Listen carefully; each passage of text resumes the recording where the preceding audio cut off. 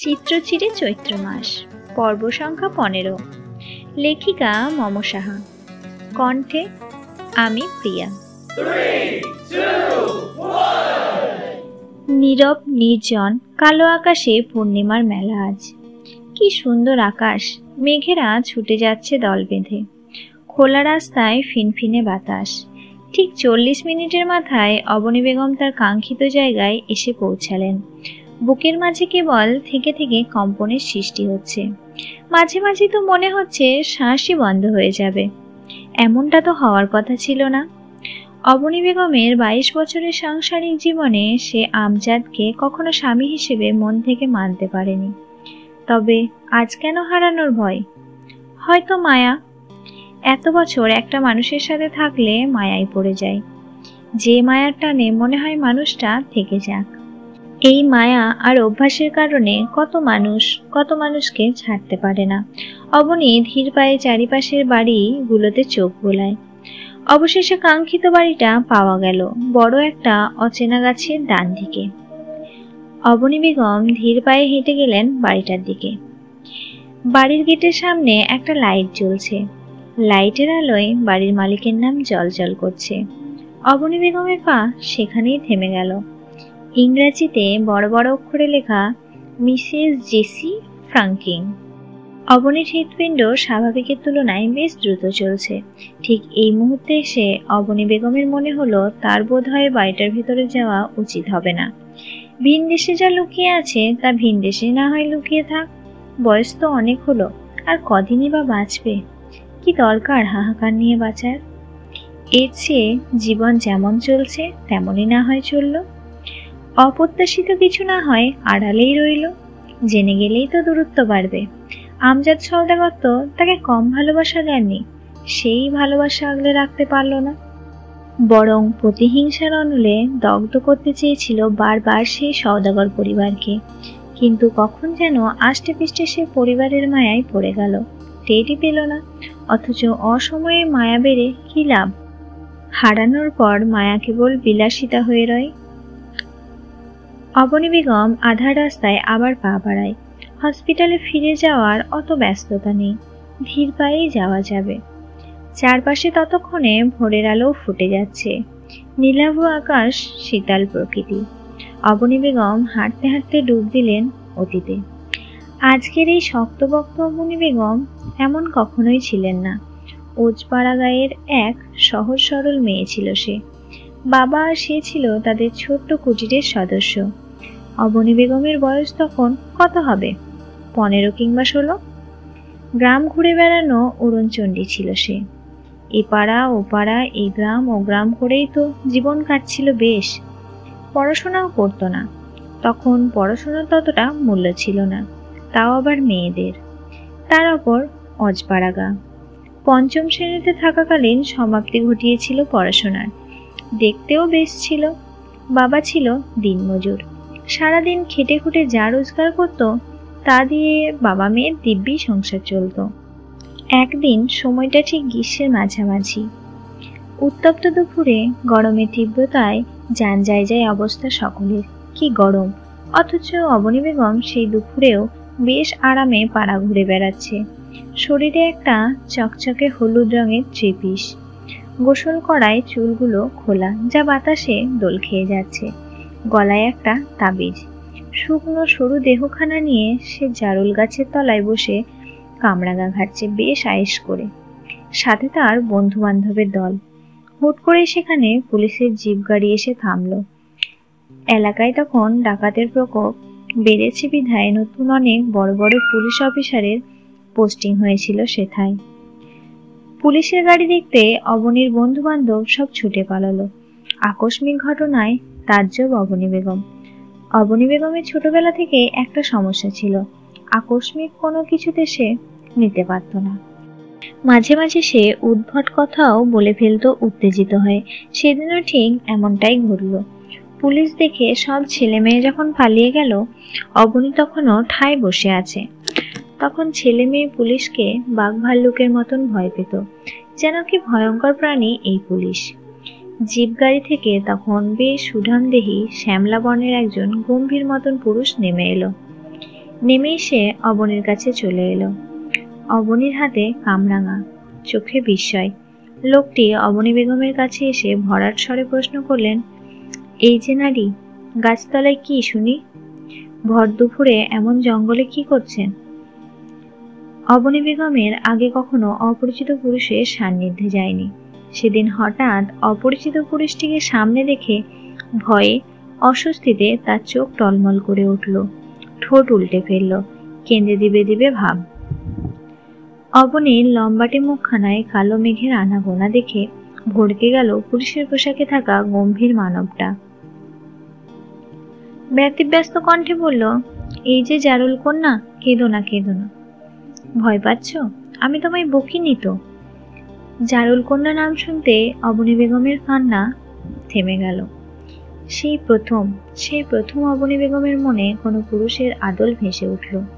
সেই প্রথম অবনী বেগম কিছু ভিন্ন অনুভূতির সাথে পরিচিত হলেন। হঠাৎ গাড়ির হর্নে ধ্যান ভাঙে অবনীর।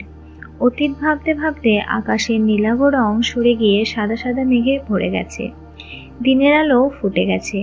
অবনী বেগম হসপিটালের সামনে চলে এসেছে, টেরই পেল না।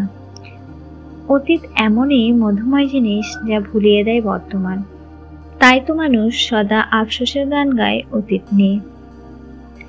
আজ শনিবার, সওদাগর বাড়িতে তুমুল নীরবতা, হইচই নেই কোনো রকমের।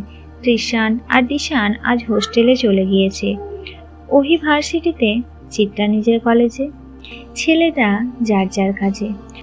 তুহিন গতকাল রাগ করে যে বাহিরে গেল, আর ফিরে আসেনি।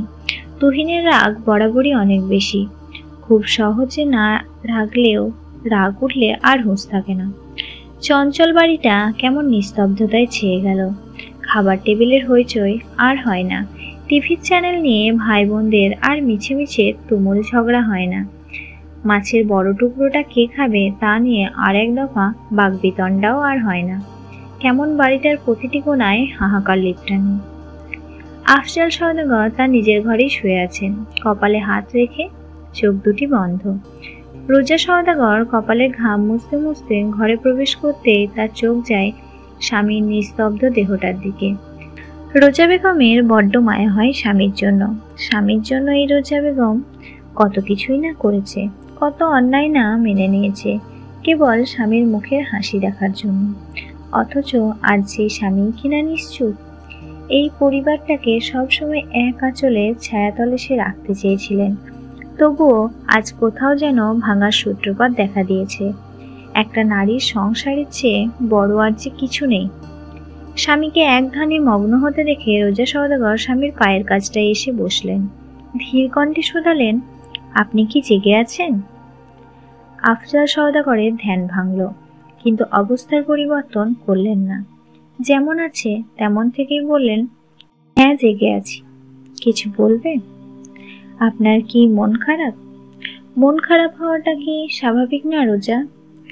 যে ভাইয়ের জন্য এত কিছু করলাম, আজ তারাই দাম দিচ্ছে না, এর চেয়ে আর কষ্টের কি আছে বলো? মা বাবা যখন মারা গেলেন, দুটো ভাই একটা বোনের বটগাছ হয়ে দাঁড়ালাম আমি, অথচ আজ আমিই মূল্যহীন। রোজা সওদাগরের খারাপ লাগলো। তার স্বামীর প্রীতি বেশি, স্বামীর কষ্ট সে মানতে পারে না কখনোই। রোজা সওদাগর আশ্বাসের স্বরে বলেন, আপনি চিন্তা করবেন না, নুরুল আজকাল কেমন হয়ে গেছে, বয়স বাড়ছে তো। আর আপনি তো চিত্রের বিয়ের কথা আটকাতে চেয়েছিলেন, তা আটকেছে, আপাতত দেখা গেছে, পরে কথা আগানো হবে বলা হয়েছে। আর মন খারাপ করবেন না। আফজাল সওদাগর ধপ করে উঠে বসলেন, চোখ তার কেমন হলদেটে ভাব। সে তার স্ত্রীর হাত দুটো মুঠ করে ধরল, কেমন অসহায় কণ্ঠে বলল, পাপের ভার নিয়ে বেঁচে থাকা অনেক কষ্টের বিবি। তুমি আমারে অভিশাপ দিচ্ছিলা তাই না? তাই তো আজ এ অবস্থা আমার। স্বামীর কথায় আটকে উঠল রোজা, তওবা করে বললেন, কি বলেন আপনি? আপনারে অভিশাপ দেওয়ার আগে আমার জিহ্বা খসে পড়ুক। আর আপনি যা পাপ বলছেন তা আদৌ পাপ না, আপনি তো জানেন, আর আমার আল্লাহও জানে সেটা। আপনি এসব ভাববেন না। আফজাল সওদাগর অনবরত মাথা নাড়তে নাড়তে বললেন, এটা পাপই বিবি। আমি তোমাদের ঠকিয়েছি, নিজের স্বার্থে আরেকজনকে ঠকিয়েছি। ওদের মৃত্যুও তো আমায় অভিশাপ দিয়েছে। স্বামীর কথায় ভড়কে গেল রোজা সওদাগর। উৎকণ্ঠিত কণ্ঠে বললেন, কাদের মৃত্যু? আফজাল সওদাগর উত্তর দিলেন না। আফসোসের অশ্রু গড়িয়ে পড়ল তার গাল বেয়ে। গরমে ঘেমে নিয়ে একাকার চিত্রা। সাদা কলেজ ইউনিফর্মটা লেপটে গেছে শরীরে, চুলের মাঝে 2 বেনি, পিঠে বইয়ের ভারী ব্যাগ। গতকাল তার দেখা দেখিটা সে অবধি সীমাবদ্ধ ছিল। মাহাতাব দুলাভাইয়ের কারণে তা বেশি দূর অবধি আগায়নি। আবার নওশাদ নামের লোকটাও বলেছে সময় নেওয়া উচিত 2 পক্ষে। চিত্রার মনে কেমন যেন অশান্তি, বিরক্তিতে শরীরের প্রতিটা অঙ্গ জ্বালা দিয়ে উঠছে। জীবনটা তার এত অসহ্য ছিল না কখনো। আগে তার বাবা তাকে পছন্দ করত না, সে জানতো না বাবা কেন তাকে অপছন্দ করত। কিন্তু যখন সে জানল বাবার অপছন্দের কারণ, তখন থেকে চিত্রা নিজেই আর নিজেকে পছন্দ করছে না। জীবনটা হঠাৎই বিভীষিকাময় হয়ে উঠল। এই চিত্রা, দাঁড়া। পথমধ্যে চিরপরিচিত কণ্ঠ শুনে দাঁড়ালো চিত্রা। পিছে ঘুরতেই দেখতে পেল ওহি আপার লাল টুকটুকে মুখটা গরমে লাল হয়ে গেছে। চিত্রা কিঞ্চিত হাসলো ওহি আপাকে দেখে। ওহি ততক্ষণে চিত্রার কাছে চলে এসেছে। আপা, তোমার ক্লাস শেষ? না রে, ভালো লাগছে না, যা গরম, বাসায় গিয়ে ঘুম দেব। তোর ক্লাস শেষ? হ্যাঁ আপা। তো চল একসাথে বাসায় যাই। ফুচকা খাবি চিত্রা? ওহি আপার প্রস্তাবে অবাক হলো চিত্রা। ওহি কখনোই বাইরের খাবার পছন্দ করে না, আর আজ সে কিনা ফুচকার কথা বলছে। চিত্রা অবাক বিস্মিত মুখখানা দেখে ফিচেল হাসলো ওহি। বাঁকা হেসে বলল, কিরে, খাবি না? চিত্রা দ্রুত মাথা নাড়ালো, যার অর্থ সে খাবে। ওহি মিষ্টি হেসে চিত্রাকে নিয়ে পাশের একটা পার্কে গিয়ে বসলো। পাশে থাকা ফুচকার দোকানটা থেকে 2 প্লেট ফুচকা দিতে বলল। চিত্রা তখনও অবাক। ওহি চিত্রার অবাক ভাবটাকে তেমন পাত্তা না দিয়ে আশেপাশে দেখতে লাগলো। দেখতে দেখতে হুট করে বলে উঠল, একটা সিক্রেট শুনবি চিত্রা? চিত্রা তখন তার ব্যাগের ভেতর থেকে পানির বোতলটা বের করেছে। ওহির কথায় ভ্রু কুঁচকে বলল, কি সিক্রেট আপা? ওহি বিবশ কণ্ঠে বলল, তোর ফুল গাছের টবগুলো আমি ভেঙেছি।